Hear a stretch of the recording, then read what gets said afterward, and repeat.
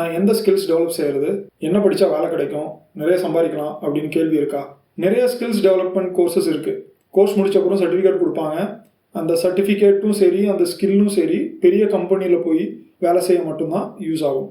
நீங்கள் டெவலப் செய்கிற ஸ்கில்ஸ் உங்களுக்கு டைரெக்டாக பணம் கொடுக்கணும். அந்த மாதிரி ஸ்கில்ஸ் இப்போ நிறைய இருக்குது. உங்கள் வீட்டில் இருந்தே வேலை செய்கிற மாதிரி 4 ஸ்கில்ஸ் இருக்குது. Video editing, 3D modelling, 2D designing, அப்புறம் கோடிங்.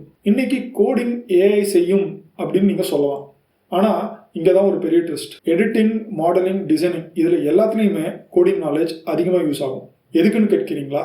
ஆட்டோமேட் செய்கிறதுக்கு. எடிட் செய்ய டாவின்சி ரிசால்வ், 3D மாடலிங்க்கு பிளெண்டர், 2D டிசைனுக்கு இன்க்ஸ்கேப் இல்லைனா அஃபினிட்டி.